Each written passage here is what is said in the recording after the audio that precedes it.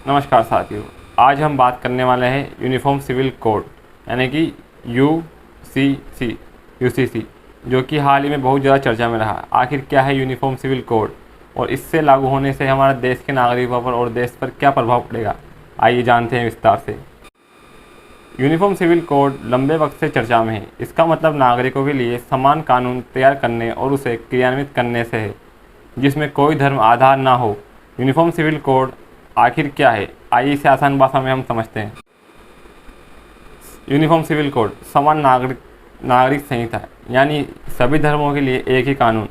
अभी होता यह है कि हर धर्म का अपना अलग अलग कानून है और वो अभी उसी हिसाब से चलता है। हिंदुओं के लिए अपना अलग कानून है जिसमें शादी, तलाक और संपत्तियों से जुड़ी बातें हैं। मुस्लिमों का अपना अलग पर्सनल लॉ है और ईसाइयों का अपना पर्सनल लॉ है। यूनिफॉर्म सिविल कोड का मतलब है भारत में रहने वाले हर नागरिक के लिए एक समान कानून होगा, चाहे वह किसी भी धर्म या जाति का क्यों न हो। यानी हर धर्म, जाति, जेंडर के लिए एक जैसा कानून। यूनिफॉर्म सिविल कोड सभी धर्म समुदायों पर लागू होने के लिए एक देश का एक नियम का आह्वान करता है।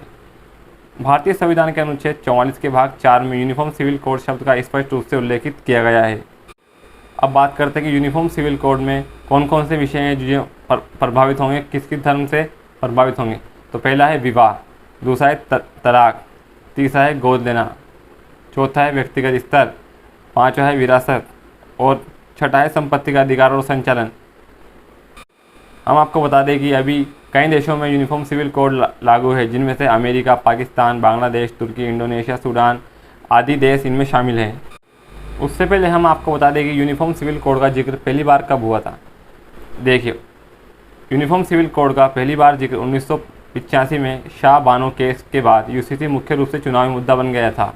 बस इस बात पर थी कि क्या कुछ कानूनों को बिना किसी का धर्म देखे सभी पर लागू किया जा सकता है। शाह बानो केस में मुस्लिम पर्सनल लॉ बोर्ड पर सवाल उठाए गए थे। मुस्लिम पर्सनल लॉ बोर्ड यानी MPLB, जो कि मुख्यतः शरिया कानून पर आधारित है, जो एक तरफा तलाक, बहुविवाह आदि को भी बढ़ावा देता है।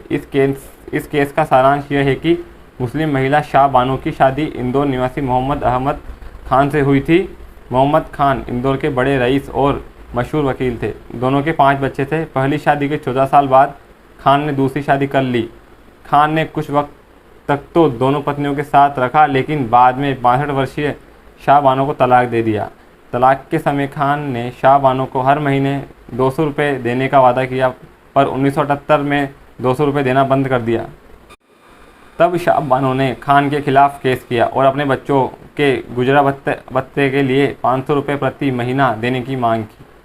खान ने अपने बचाव में यह दलील की कि पैसे देना उसकी जिम्मेदारी नहीं है, क्योंकि अब वे पति पत्नी नहीं है। उन्होंने मुस्लिम कानून का हवाला देकर दूसरी शादी को जायज़ बताया।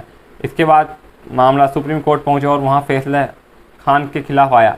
सुप्रीम कोर्ट ने कहा कि उन्हें सेक्शन 125 के तहत तलाकशुदा पत्नी को पैसा देना यानी गुजारा भत्ता देना होगा। उल्लेखनीय है कि यह सुप्रीम कोर्ट ने अभी यह भी कहा है कि एक कॉमन सिविल कोड होना चाहिए। आइए जानते हैं इससे क्या क्या लाभ होता है। जिस देश में नागरिकों में एकता होती है, किसी प्रकार की वैमनस्यता नहीं होती, वह देश तेज़ी से विकास के पथ पर आगे बढ़ता है। देश में हर भारतीय एक समान कानून लागू होने से देश की राजनीति पर भी असर पड़ेगा। राजनीतिक दल वोट बैंक वाली राजनीति नहीं कर सकेंगे। चुनाव के समय वोटों का ध्रुवीकरण नहीं होगा। अब जानते हैं कि मुस्लिम समुदाय इसका विरोध क्यों कर रहा है। मुसलमानों को लगता है कि यूनिफॉर्म सिविल कोड उनके धार्मिक मामलों में हस्तक्षेप है। मुस्लिम पर्सनल लॉ बोर्ड और अन्य धार्मिक संगठनों का अस्तित्व खतरे में पड़ जाएगा, इसलिए वे नहीं चाहते कि वे अप्रासंगिक हो जाएं। समान नियम के खिलाफ मुस्लिम संगठन तर्क देते हैं कि संविधान में सभी को धर्म का पालन करने का अधिकार है और इसलिए वे इसका विरोध करेंगे। मुसलमान तर्क देते हैं कि महिलाओं को शरीयत के उचित संरक्षण मिला हुआ है।